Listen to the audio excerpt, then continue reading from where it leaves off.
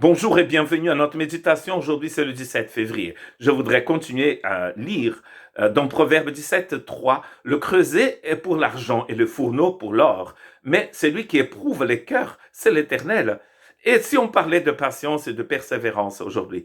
Donc, je voudrais lire avec vous dans Romains 15, verset 4. Or, tout ce qui a été écrit d'avance a été pour notre instruction, afin que par la patience et par la consolation qui donne les Écritures, nous possédons l'espérance. Pour posséder l'espérance ici, nous avons besoin donc de cette révélation du Seigneur qu'il appelle, que Romains 15, 4 appelle ici les Écritures. Et les Écritures ici, c'est ce qui va nous donner donc cette consolation et cette patience. La patience et la persévérance aussi, d'ailleurs, c'est comme une endurance. C'est une force que nous recevons pour pouvoir continuer à courir. Si vous allez faire les 42 km d'un marathon, vous avez besoin d'entraîner votre corps, que votre corps soit prêt à faire cela. Nous regardons en ce moment les Jeux olympiques d'hiver et vous voyez tous ceux qui est capable de faire ces personnes qui gagnent des médailles. Et j'étais étonné d'apprendre que les patineurs pratiquent quasiment tous les jours et depuis des années. Depuis qu'ils sont petits, ils pratiquent. C'est pour cela qu'ils peuvent faire ce qu'ils font. C'est parce qu'en fait, ils se sont préparés. La patience et la persévérance viennent de cette endurance que le Seigneur va nous donner. Et parfois, il va donc utiliser les tribulations. Comme nous dit Jacques, chapitre 5, verset 11. Voici, nous disons, bienheureux ceux qui ont souffert patiemment. Vous avez entendu parler de la patience de Job et vous avez vu la fin que le Seigneur lui accorda, car le Seigneur est plein de miséricorde et de compassion. Donc Job a passé par des moments très difficiles, mais les compassions et la miséricorde du Seigneur étaient là pour qu'il puisse persévérer.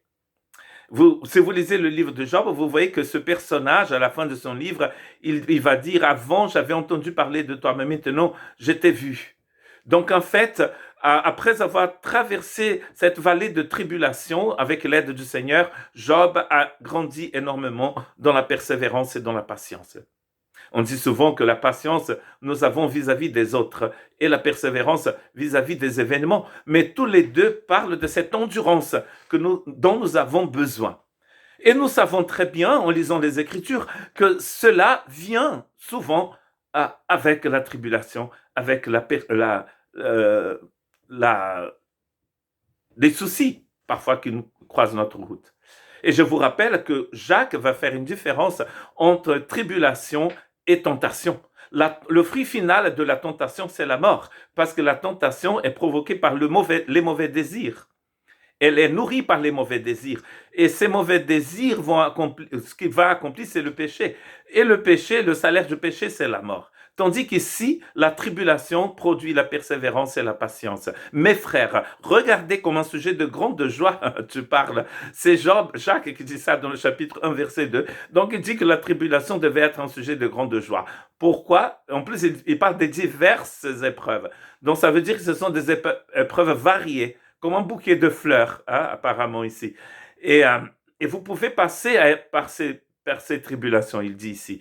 Sachant, verset 3, que l'épreuve de votre foi produit la patience. Donc l'épreuve produit la patience, la tentation produit la mort.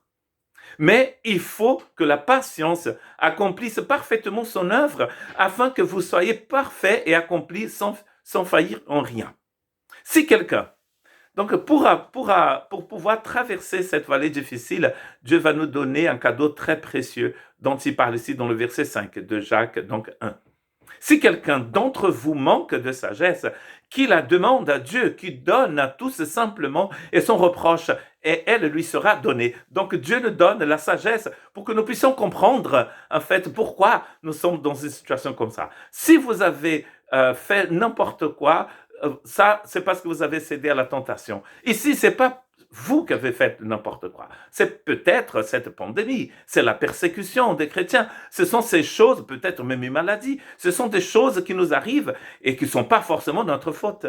Dieu peut utiliser ces adversités, ces situations difficiles pour nous faire grandir. Et c'est ce que Jacques dit ici, pour nous donner donc la patience et la persévérance. Que Dieu vous bénisse.